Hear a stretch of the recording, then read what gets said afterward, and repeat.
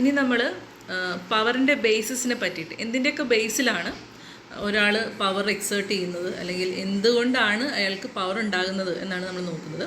പ്രധാനമായിട്ടും wealth, then force, knowledge, charisma, status, authority അല്ലെങ്കിൽ it is legitimate authority. അപ്പം ഇത്തരം കാര്യങ്ങളിൽ നിന്നാണ് ബേസിക്കലി ഒരു വ്യക്തി പവർഫുള്ളായിട്ട് മാറുന്നത്. Basically, power focus on its potential to achieve goals, its potential to generate solidarity and collective autonomy. അതായത് ഒരു പവർ പ്രധാനമായിട്ടും എന്തിനാണ് നമ്മൾ പവർ എക്സേർട്ട് ചെയ്യുന്നത്? ചില ഗോൾസ് നേടിയെടുക്കാൻ വേണ്ടിയിട്ടും അല്ലെങ്കിൽ ഒരു ഐക്യം ഉണ്ടാക്കാൻ വേണ്ടിയിട്ടും. ഇപ്പോൾ നമ്മൾ ക്ലാസ് ഒരു എക്സാമ്പിൾ എടുക്കാം, ടീച്ചറും ക്ലാസ്സും. ആ ക്ലാസ് ആകെ ഡിസോർഡറായി കിടക്കുന്ന സമയത്ത് teacher will exert some power to unite them, to discipline them അല്ലേ. അപ്പോൾ ആ ക്ലാസ് എന്തായി മാറും? ഒരു ക്ലാസ് റൂമിൻ്റേതായിട്ടുള്ള അച്ചടക്കത്തിലേക്ക് വരും. ഒരു വണ്ണസ്, ഒരു യൂണിഫോമിറ്റി അവിടെ ക്രിയേറ്റ് ചെയ്യപ്പെടും. അത്തരത്തിലുള്ളൊരു സോളിഡാരിറ്റി പല രീതിയിൽ നമ്മൾ പല ഇൻസ്റ്റൻസ് എടുത്ത് നോക്കണം കേട്ടോ. അതായത് ക്ലാസ് റൂം എന്നുള്ളത് ഒരു ചെറിയ എക്സാമ്പിളാണ്.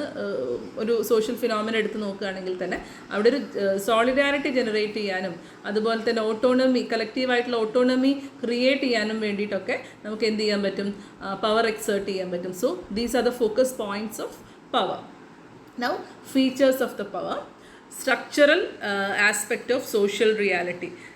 സോഷ്യൽ റിയാലിറ്റി എന്ന് പറഞ്ഞിട്ടുണ്ടെങ്കിൽ എന്താണ് നമുക്കറിയാം അല്ലേ. സൊസൈറ്റിക്ക് ഒരു സ്ട്രക്ചർ ഉണ്ട്. ആ സ്ട്രക്ചറിൻ്റെ അകത്ത് എന്തൊക്കെയാണോ ഫാക്ച്വൽ ആയിട്ടുള്ളത് അതൊക്കെയാണ് സോഷ്യൽ റിയാലിറ്റി എന്ന് പറയുന്നത് അല്ലേ. For example, take a miniature of family.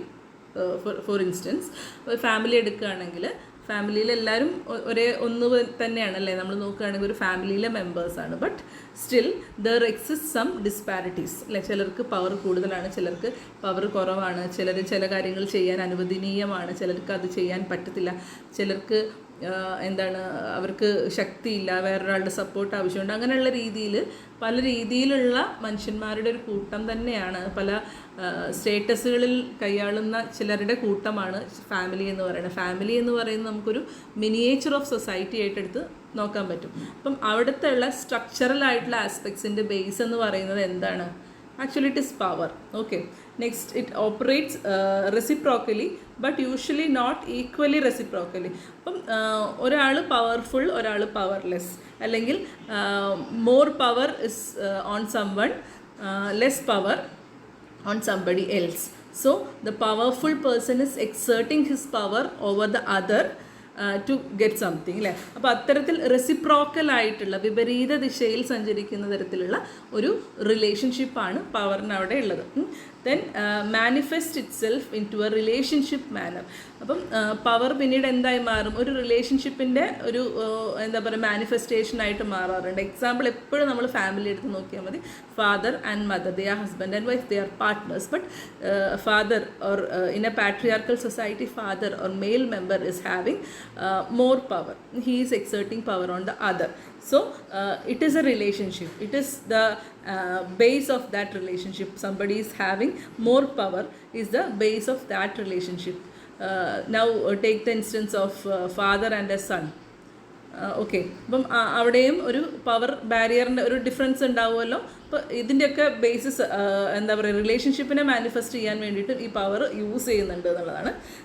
Again appears as a process, not a fixed part of social structure.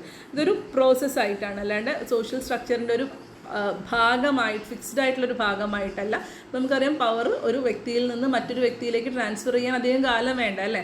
പ്രായം ഒന്ന് ആലോചിച്ച് നോക്കിയാൽ മതി. ഭയങ്കര പവർഫുള്ളായിട്ട് ഇരുന്നിരുന്ന ഒരാൾ കുറച്ച് പ്രായം ചെല്ലുന്ന സമയത്ത് his power will decline and that will be transferred to other. നമ്മൾ രാജാക്കന്മാരുടെയൊക്കെ കാര്യം, ഒരു ഡിനാസ്റ്റി ഭരിച്ചുകൊണ്ടിരിക്കുന്നു, they will be very powerful and after some times their dynasty will be declining and it is conquered by other party.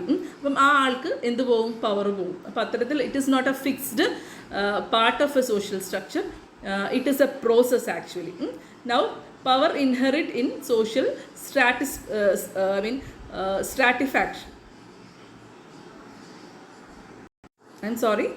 Powers inherent in social stratification. ഇപ്പോൾ സോഷ്യലിൻ്റെ stratification എന്ന് പറഞ്ഞാൽ എന്താണ്? ശ്രേണീകരണം അല്ലേ. അപ്പോൾ ഈ ശ്രേണീകരണത്തിൽ ഇൻഹറൻ്റ് ആയിട്ട് വരുന്നൊരു കാര്യമാണ് പവർ എന്ന് പറയുന്നത്. അപ്പം നമുക്ക് ജന്മി ഫ്യൂഡൽ വ്യവസ്ഥയൊക്കെ എടുത്ത് നോക്കുകയാണെങ്കിൽ ഒരു വ്യക്തി ഫ്യൂഡൽ പ്രഭുവാണെങ്കിൽ സ്വാഭാവികമായിട്ടും അയാളുടെ മക്കളിലേക്ക് ആ പവർ എന്ത് ചെയ്യുകയാണ്? ഇൻഹെറിറ്റ് ചെയ്ത് പോയിക്കൊണ്ടിരിക്കുകയാണ്. അപ്പം സാമൂഹികമായിട്ടുള്ള ശ്രേണീകരണത്തിൽ പ്രധാനപ്പെട്ടൊരു പങ്ക് ആര് വഹിക്കുന്നുണ്ട്? നമ്മുടെ പവർ വഹിക്കുന്നുണ്ട്. ഓക്കെ.